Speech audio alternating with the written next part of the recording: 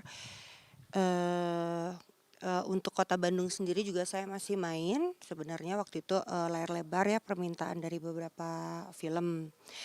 Kemudian, karena saya memang ingin fokus sama anak, jadi, terakhir saya main stripping itu, lumayan menyita waktu. Kemudian saya bawa anak saya, saya lihat nih loh kerjaan Mimi tuh kayak gini kalau syuting dan segala macam. Dia lihat, "Oh Mimi kalau syuting gini dari jam sekian sampai jam sekian," gitu. Tapi saya tetap tidak mau melepaskan, Aisyah gitu ya, karena kan parents yang dia punya hanya saya gitu ya. Jadi saya benar-benar merasa bertanggung jawab banget atas titipan Allah. Jadi akhirnya, saya mencoba apa ya yang bisa gue lakukan sambil ngasuh Aisyah, tapi gue menghasilkan sesuatu gitu. Jadi semenjak divorce waktu itu, sebenarnya tidak mengundurkan diri ya, saya hanya ya keluar sebentar gitu ya. Terus saya fokus ngurus Aisyah, akhirnya saya mulai mendesain, menggambar, mulai saya jualan gitu. Jadi saya tetap ngurus Aisyah, antar jemput Aisyah, bikinin makanan Aisyah, ngajarin dia. Nah gitu, itu kegiatan saya. Setelah dia dewasa, setelah dia, besar, terus, akhirnya saya mau mengembangkan si Sarafi ini. Dari dulu yang saya cuman ngerjain sendiri, nggak punya tim gitu ya. Akhirnya saya mencoba membuka, lapangan kerja, tapi pada saat itu memang saya pengen membuka lapangan kerja yang membawa berkah. Jadi saya memang mengumpulkan orang-orang yang misalnya janda gitu ya, yang, kehidupannya juga ya menengah ke bawah gitu ya, saya tarik-tarikin gitu. Saya nggak melihat pendidikan mereka apa gitu, lulusan apa, yang penting mereka mau kerja karena, kita di sini apa ya, tagline-nya tuh, sukses bagi si rajin gitu. Semakin dia rajin, dia semakin banyak, keberkahan. Nah akhirnya saya membuat tim manajemen. Dari tim manajemen itu saya agak lebih, apa ya, lebih enak. Nah jadi keseharian saya setelah saya keluar dari entertain, banyaknya ya memang, seperti ini gitu, memproduksi, membikin sesuatu yang baru karena saya itu kan orangnya anti mainstream ya, nggak apa-apa kalau orang menjadi follower saya gitu ya, apa yang Sarafy bikin, apa yang Sarafy bikin mereka bikin. Jadi saya selalu berpikir, apalagi yang bisa gue buat gitu. Jadi, terus mencari, inovasi-inovasi. Tapi mungkin terinspirasi dari apa sih Mbak, Mbak ini buka bisnis sekarang? Sebenarnya kalau mau dibilang inspirasi enggak, kepepet. Awalnya ya, awalnya saya itu kenapa bisa jadi jualan, sebenarnya karena udah ketentuan Allah ya, mendadak lu harus jualan gitu karena, jujur aja saya pikir dulu orang kalau mau usaha harus punya uang yang banyak, harus punya modal yang banyak gitu ya. Terus, karena saya, waktu itu udah sempat hijrah, banyak membaca buku gitu ya, ternyata Allah itu udah ngasih modal loh sama kita, ya, yaitu otak. Otak itu bisa dibuat berpikir, mulut itu bisa dibuat untuk berbicara gitu. Akhirnya, saya selalu berpikir gimana caranya gue bisa jualan, dengan yang orang bilang harus punya uang, saat itu jujur saya nggak punya uang. Sama sekali ya, ada lah kalau buat susunya Aisyah aja atau pampersnya mah ada. Akhirnya saya mengambil, barang dagangan orang lain, yaitu Umi Pipik ya, istrinya Alerham Uje. Saya ambil barangnya, "Mi aku mau coba jualin dong," aku bilang gitu ke Umi Pipik, kasih ke aku, pashmina, aku jualin itu dengan sistem konsinyasi, berarti saya nggak pakai modal kan. Jadi saya pakai, modal bicara saya, terus saya dulu zamannya BlackBerry, saya bikin grup, saya jualan ada untungnya, saya balikin uangnya, saya ambil lagi untungnya, saya terus aja gitu, untungnya nggak lama. Itu kira-kira berjalan sampai 3 bulan saya punya uang, akhirnya saya beli bahan sendiri, saya belajar cutting, saya belajar pola, saya cari tukang jahit. saya bikin sendiri. Itu awalnya dengan nama si V-Style by Sarafi itu. Ternyata orang banyak suka gitu. Duh, gue gimana masarinnya ya ini selain di BlackBerry supaya barang gue dikenal orang gitu. Akhirnya setiap nganter Aisyah sekolah, di belakang Citos tuh kan ada masjid ya. Ada masjid, saya sholat duha di situ, saya buka lapak mobil. Orang-orang saya panggilin, begitulah awalnya saya. Jadi orang datang situ beli jahitnya tuh Masya Allah. Masih cuma 7 baju, 8 baju, terus orang PO jahit lagi sampai saya benar-benar bisa mengumpulkan dana. Akhirnya saya putar otak lagi, akhirnya wah di Indonesia belum ada nih aksesoris-aksesoris kayak Thailand, Bangkok dulu belum banyak. Emang dari dulu emang saya suka gaya banget gitu ya, suka kacamata, jam tangan, gelang. Akhirnya saya berangkat berdua Aisyah ke Thailand, bawa dia di baby stroller. Berangkat ambilin barang-barang dari sana dijualin lagi di Indonesia. Alhamdulillah bisa ke beberapa negara bawa Aisyah ngambil vendor-vendor ya, entah kain, entah apa, saya kerja sama sama orang sana. Saya bikin ini sendiri tim sendiri untuk jahit, sampai akhirnya saya benar-benar terkumpul barulah saya bikin Sarafi gitu. Kan itu tadi Mbak sempat buka di mobil ya. Mm-mm. Lapak di mobil itu berapa lama tuh? eh Hampir setahun ya. Itu perjuangan luar biasa loh itu. Itu saya pas keluar dari entertain lah pokoknya ya. Terus udah gitu teman-teman saya itu teman-teman parents gitu ya. "Sar, lu mau nggak di tempat gue ada ibu-ibu arisan, lu bawain deh barang-barang." Itu saya tuh luar biasa. Duh mati gue, orang yang tahu gue artis, gue bawa-bawa barang, dagangan gitu, itu berkecamuk pada saat itu ya. Gimana ya gitu. Tapi akhirnya tuh saya tepisin gitu bahwa saya kembali lagi, Allah juga nggak ngeliat lu siapa, lu mau artis kek, lu mau dokter kek, lu mau siapa, yang penting ikhtiar lo, amalan lo, pahala lo, itu yang lo lihat, Allah lihat. Akhirnya tetap saya juga selain buka lapak di situ, saya sempat datang ke rumah-rumah, ke teman-teman gitu. Jadi saya bawa dagangan. Alhamdulillah itu juga seneng banget ya. Itulah perjuangan saya sebelum sebesar ini gitu, luar biasa. Kurang lebih setahun lah ya. Aisyah waktu TK kayaknya gitu. Mbak sekarang juga udah berkolaborasi dengan anak Mbak yang Mm-mm, Aisyah. mm-mm. Itu kenapa tuh? Nah kalau itu, nah dari saya dari Sarafi itu, terus berkembang menjadi Sarafi Edik, kemudian berkembang lagi menjadi Sarafi Staff. Jadi si Sarafi Staff itu kan yang menjual sneakers Sarafi, jam tangan, kacamata, itu berawal kalau itu inspirasinya memang dari customer. Jadi customer itu selalu nanya sama admin, yang dipakai si Mimi itu sepatunya merek apa sih? Jamnya merek apa sih? Kacamatanya merek apa sih? Akhirnya saya menciptakan Sarafi Eyewear, Sarafi Watch gitu ya. Nah, kalau dengan Aisyah, jadi awalnya tuh awal pandemi tuh 2020 ya. Mm-mm. Jadi karena dia nggak boarding, nggak masuk pesantren, jadi kan dia otomatis di rumah aja. Kita juga di rumah aja. Jadi waktu itu saya ingat banget saya lagi treadmill. Dia sambil lagi online sekolah, pas lagi jam istirahat, kemudian dia nanya, "Mimi, I wanna ask something," dia bilang. Dia tanya gitu kan, "Apa?" Saya bilang gitu. "Nanti kalau Aisyah udah besar, terus Mimi udah nggak ada, Aisyah jadi apa ya?" Gitu awalnya. Itu aku juga cukup sedih ya, maksudnya, ih hebat banget sih pikirannya sampai kayak gitu. Aisyah harus jadi apa kalau Mimi udah nggak ada gitu kan, Aisyah harus sama siapa gitu. Nah dari situ saya ngasih ilmu gitu, terserah Aisyah mau, you have a goals gitu. Jadi setiap orang hidup itu harus ada tujuan, karena kalau orang hidup tanpa tujuan seperti layang-layang, yes, nggak jelas mau kemana. Sekarang Aisyah mau kerja sama orang atau Aisyah mau bikin usaha sendiri.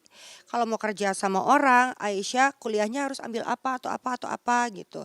Di situ dia mulai berpikir gitu kan, aku boleh nggak belajar ini sama Mimi, memproduksi. Kebetulan memang Aisyah itu jago gambar gitu kebetulan. Jadi saya tidak pernah mengarahkan Aisyah harus jadi apa. Sama halnya waktu dia memutuskan pakai jilbab, itu juga bukan berdasarkan saya, dia yang mau. Akhirnya dari situ saya mengajak dia, ya udah ke toko bahan, terus kalau saya produksi, saya gambar, dia ikut. Akhirnya pertama kali dia ikut fashion show di Westin, tahun berapa ya Bang? La Femme, yang dipakai bajunya sama Mimi Kade waktu itu pertama kali dia launch produknya dengan 17 desainer dan dia yang paling kecil ya saat itu. Alhamdulillah laris manis. Nah dari situ dia akhirnya semangat gitu. Kan ini Mbak tuh anaknya ada dua ya. Itu Jibril, ada yang tertarik ke dunia dunia entertainment nggak sih Mbak, atau di bisnis kayak Mbak aja? anak saya Jibril dan Aisyah. Saya sudah 15 tahun apa 16 tahun nggak ketemu Jibril. Sejak kasus divorce ya, jadi saya fokusnya ke Aisyah. Sampai sekarang saya belum belum ketemu Jibril dari sejak dia usia 2 tahun, 1 tahun 1 tahun setengah lah, belum pernah ketemu sampai sekarang. Kalau, sekarang berarti usianya Jibril 17 tahun ya. Ya 17 tahun mau ke 18. Jadi saya lebih fokus ke Aisyah. Kalau Aisyah sendiri sih, dia suka seni karena dia memang suka sekali menggambar. Tapi kayaknya beda sama saya, bukan di dunia akting juga, kalau fashion juga berbeda gitu sama saya. Jadi, apa ya, dia touch-nya tuh lain, tapi kalau aku lihat sih dia suka seni karena dia juga jago edit. Sebagian-sebagian reel saya yang awal-awal itu juga hasil dari editan dia gitu. Jadi dia tuh bingung, "Aku nih nanti mau ngambil desain atau perfilman?" "Jangan perfilman." "Nggak usah, Yes," aku bilang, "yang lain aja kalau mau ngasih." Tapi kalau kamu mau perfilman, keren juga sih jadi sutradara cewek, tapi ya kerjanya capek, aku bilang. Orang di lapangan tuh capek, kan Aisyah tahu kalau di lokasi syuting ya, jadi kru tuh kayak apa. Luar biasa Aisyah, aku bilang gitu. Mau jadi editor juga luar biasa, walaupun dia di balik layar juga capek gitu. Jadi akhirnya sekarang ini dia kan udah high school ya, udah pemilihan, jurusan dia lebih ngambil ke desain.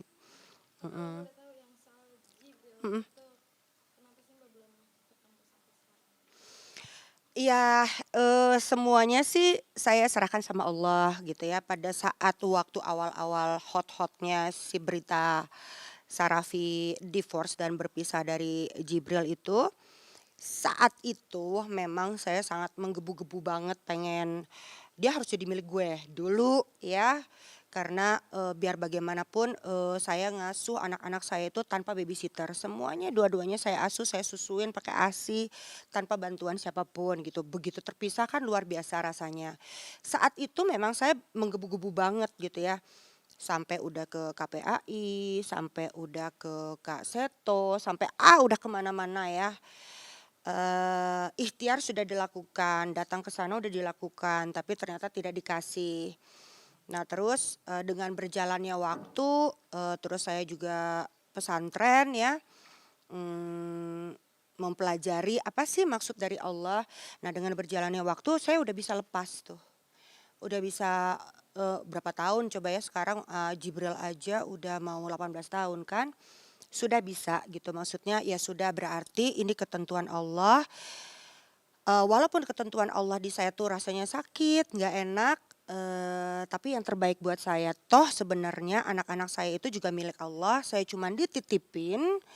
Jadi, Allah menitipkan pada saat ini Aisyah, jadi saya fokusnya ke Aisyah gitu. Jadi, eee, saya tidak putus mendoakan Jibril, nggak tahu ya pasti udah gede banget ya sekarang, mendoakan Jibril setiap saat saya doakan dan mudah-mudahan Jibril juga di sana itu, mendapat arahan yang baik ya, dan Jibril sebagai laki-laki itu tahu bahwa seorang anak laki-laki itu, punya tanggung jawab besar terhadap ibunya sampai ibunya tidak ada. Komunikasi bilang berarti. Eee, Kalau dikasih ketemu maksudnya? Komunikasi lewat Nggak medsos ada atau nggak ada sama sekali. Jadi saya, buta banget. Saya nggak tahu sama sekali, bener-bener saya hanya berdoa aja. Sedih deh gue.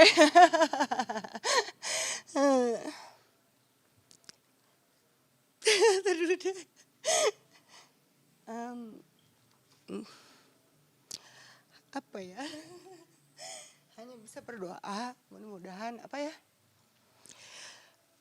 Saya kan nggak tahu ya umur saya kapan. Jadi saya cuman bisa berdoa bahwa ya Allah, tolong kasih kesempatan apa? Jibril itu punya silaturahim dengan adiknya. Kan saya nggak tahu umur saya kapan gitu. Tahu-tahu misalnya Aisyah belum besar, saya udah dipanggil sama Allah.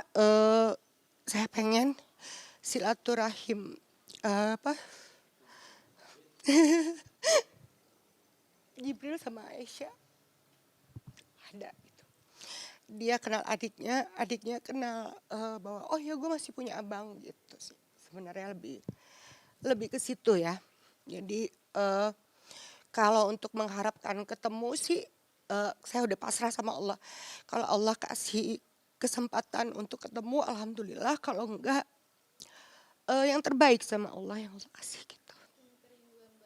Hmm?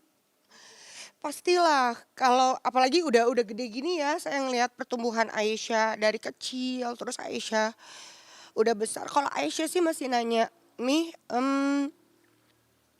mau ketemu abang gimana ya?" Gitu. Cuman kan kita udah berusaha tapi Allah belum kasih jalan. Jadi saya juga selalu menerapkan sama Aisyah bahwa sabrun jamilah Aisyah, karena sabar itu tidak ada batas. Karena kalau Aisyah bilang udah capek sabar gitu, membatasi sabar berarti Aisyah membatasi diri Allah, membatasi diri Aisyah sama Allah, karena Allah itu luas banget sabarnya. Jadi dia sih udah lebih mengerti dan setiap hari dia berdoa gitu.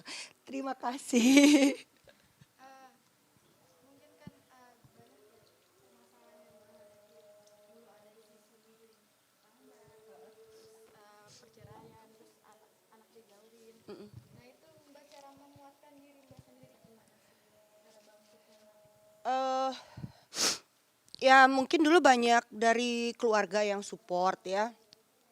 Terus teman-teman kayak dulu kan masih ada almarhum UJ ya, teman-teman yang ustadz-ustadz gitu ya, mereka tuh sering ngasih support gitu ya. Terus kalau mau dibilang hijrah, saya itu udah masuk hijrah yang kelima kali gitu. Jadi sampai saya masuk pesantren, saya benar-benar belajar di pesantren itu saya hanya membedah isi Al-Quran dan Sunnah Rasul. Nah dari situ saya betul mengerti bahwa maksud dari Allah semuanya seperti apa, kenapa saya begini. Jadi kalau dulu saya masih ada mempertanyakan gini, Allah kok gini banget sih sama saya gitu. Saya masih menyalahkan kalau dulu ya. Hidup gue gini banget sih gitu, capek banget sih gini-gini. Saya kan sampai ngumpet dari wartawan bertahun-tahun. Sampai nggak berani keluar, sampai nggak ngapa-ngapain lah pokoknya ya, karena begitu banyak case berulang-ulang yang ditujukan kepada saya walaupun saya tidak melakukannya gitu ya. Tapi dengan saya masuk pesantren akhirnya saya belajar eee, mendapat kekuatan itu. Jadi akhirnya pelan-pelan pelan-pelan dengan saya menyibukkan diri dengan jualan, saya menyibukkan diri dengan apa, mendesain gitu ya. Walaupun tanpa kabar saya nggak tahu di mana, saya benar-benar fokusnya benar-benar, ya udah lu kan dititipin Aisyah nih, fokus Aisyah gimana caranya dia menjadi anak yang solehah gitu, dia punya bekal agama yang baik, dia punya akhlak yang baik. Jadi saya benar-benar fokus sama Aisyah gitu. Berarti itu hal terberat dalam menjalani hidup Mbak itu. Iya, berpisah. Berpisah denganmu dengan Jibril itu paling berat. Pukulan luar biasa. Nah kan sekarang Mbak udah hijrah nih. Waktu itu awal mulanya gimana sih boleh ceritain nggak sih? Besok ya. Kalau hijrah yang pertama, kalau hijrah yang pertama itu tahun entar dulu ya 2008, 2010, 2010. 2010 saya itu nganterin sepupu saya, kebetulan ada di sini namanya Hanum. Dia tuh baru pulang umroh. Dia baru pulang umroh, saya nganterin dia dari Jakarta ke Bandung.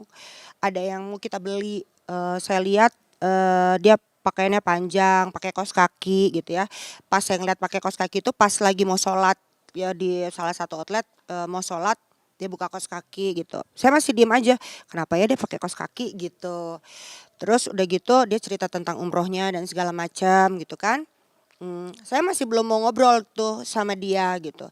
Kemudian udah sampai Jakarta pulang saya cari, kenapa sih wanita harus pakai kaos kaki? Nah dari situ saya banyak belajar, buku agama. Mulai itu saya baca apa sih batasan aurat, apa sih yang namanya jilbab panjang, apa sih ini, apa sih ini. Terus saya pelajarin baru saya ngobrol sama dia. Nah dari situ akhirnya saya mulai, pakai jilbab. Baru, menutup awalnya sih ya selendang-selendang gitu aja lah ya. Itu saya sempat ikut ISQ juga ya pada saat itu, jadi ATS-ATS-nya gitu ya. Nah akhirnya saya pakai jilbab, dari situ saya lebih belajar lagi belajar lagi. Nah itu kan saya udah mulai jualan. Begitu saya jualan, gimana ya cara jualan, baju syar'i ya gitu supaya orang yang lagi hijrah punya pakaian syar'i. Nah di situ saya mendesain gitu ya. Kemudian dengan berjalannya waktu, zaman dulu kan masih ada suka endorse-endorse tuh. Nah saya tuh masih di-endorse yang pakai turban-turban gitu loh, heeh. Yesya menegur saya, "Mimi," katanya, "Allah will angry to you," dia bilang gitu, "kamu memperlihatkan aurat kamu dan segala macam. Nggak boleh loh Mi," gitu. Terus saya terpukul lagi, oh iya ya padahal kan dulu saya udah tahu ilmunya. Akhirnya mulai lagi saya tutup lagi gitu, mulai lagi panjang lagi gitu ya. Terus, berikut corong saya tuh kebanyakan dari Aisyah, yang selalu memperingatkan, keadaan saya. Yang paling terakhir adalah bahwa yang namanya hijrah yang saya pahami setelah saya masuk pesantren, ternyata tuh yang namanya hijrah itu ada 2, hijrah kecil dan hijrah besar. Yang hijrah besar itu yang selama ini saya lakukan, yaitu dari saya pakai pashmina, lalu saya pakai panjang, yang tadinya orang nggak berjilbab, jadi berjilbab itu yang namanya hijrah besar. Tapi sesungguhnya yang namanya hijrah itu adalah hijrah kecil yang ada di hati, di mana di dalam kalbu kita sudah tertanam semua keyakinan-keyakinan tentang Allah. Kita udah nggak ada khawatir lagi, kita udah lillahi ta'ala, kita udah nggak, busuk hati sama orang, kita udah nggak marah sama orang, bersih. Itu yang dinamakan hijrah. Itu jadi pukulan banget buat saya, oh selama ini gue masih salah. Nah dari situ saya belajar bagaimana pemetaan diri untuk yaitu keikhlasan, terus kemampuan untuk sabar, enggak marah, lebih santai, lebih enjoy. Dan itu berhasil, makanya sekarang hidup saya jauh dari hiruk pikuk karena saya benar-benar enjoy, benar-benar bahagia, benar-benar damai. Gitu. Mungkin flashback dikit Mbak, memulai perjalanan karir. Mm-mm. Itu di tahun berapa? Perjalanan karir saya kuliah tuh tahun berapa ya? Sebenarnya dari SMP ya. SMP itu saya udah jadi model dan, pernah menjadi, semacam ambasador gitulah ya dari produk apa ya, Mirabella ya dulu ya. Kemudian saya, itu SMP, terus saya mulai ikut, perlombaan-perlombaan, kemudian saya ikut Putri Citra, terus Mojang Jajaka, alhamdulillah sih selalu the winner. Terus yang paling luar biasa pengalaman saya itu ikut perlombaan, Ratu Singapura di Singapura dengan 9 negara membawa nama Indonesia.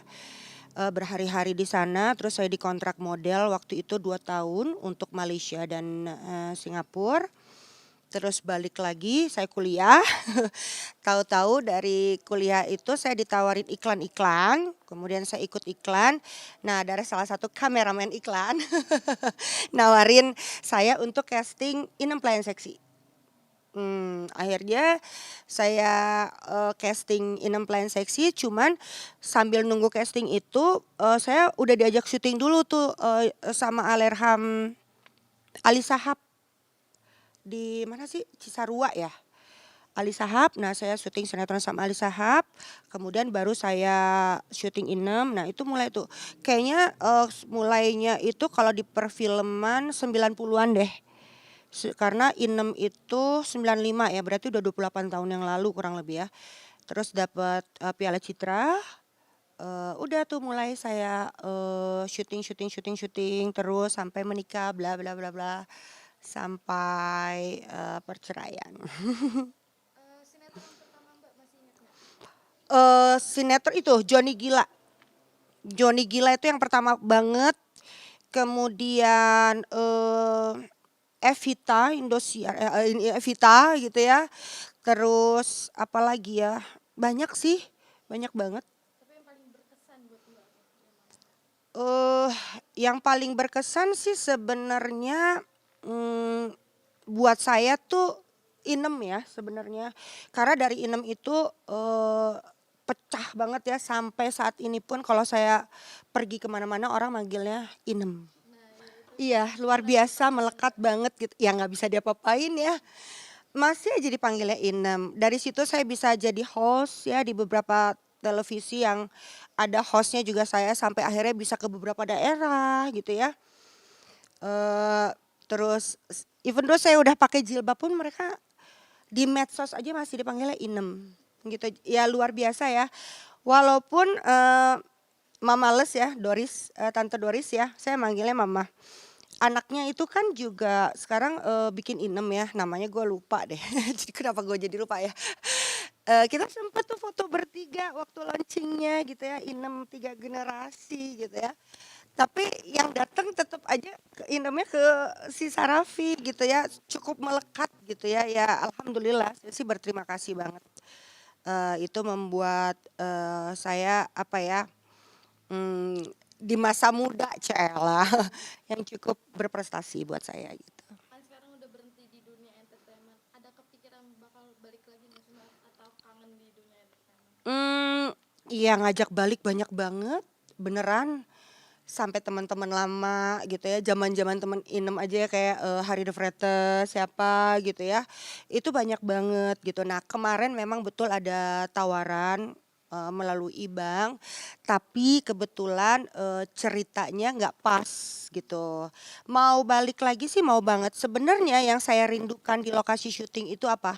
Behind the scene-nya with the crew.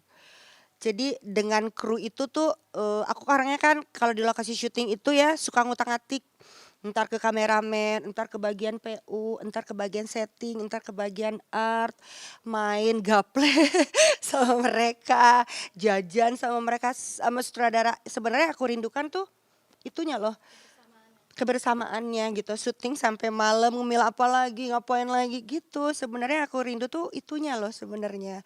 Kalau aktingnya udah biasa lah ya, habis akting diedit muncul di TV gitu ya. Tapi momen itu yang suka kadang saya rindukan karena banyak cerita masing-masing setiap orang ya punya cerita, orang make up punya kehidupannya sendiri, orang ini punya kehidupan sendiri itu kan pada suka pada sharing ya, itu yang suka saya rindukan. Berarti akan ada rencana kalau misalnya tawarannya serak buat Mbak gitu. Kalau ada, yang pas nggak masalah, gitu.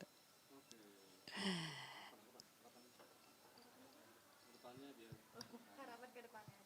Mmm, harapan ke depannya, tadi yang seperti saya bilang saya pengen, Sarafi Brand ini bisa membuka pintu rahmat, bisa membuka keberkahan ya karena saya masih pengen, punya lapangan kerja lagi gitu ya. Kalau saya tuh prinsipnya gitu ya, banyak-banyaklah yang kamu berkarya gitu, banyak-banyaklah kamu bekerja sampai kamu tuh bersedekah udah nggak ngelihat angka, kira-kira seperti itu. Jadi, seperti kita di sini, punya rutinitas gitu ya, eee, bahwa kalian harus bersedekah setiap hari. Kayak kita di sini programnya ada, program sedekah subuh, sedekah setiap hari, sama sedekah Jumat ya. Nah, jadi harapan saya itu ke depan saya bisa lebih besar lagi brand ini seperti saya bilang pengennya kayak Moschino ya, kayak Roberto Cavalli dan punya lapangan kerja yang memang bisa mensukseskan, memberkahi orang-orang yang menengah ke bawah gitu. Terakhir Mbak, kalau misalnya Jibril, siapa Jibril, Jibril nonton di momen Kalau Jibril nonton,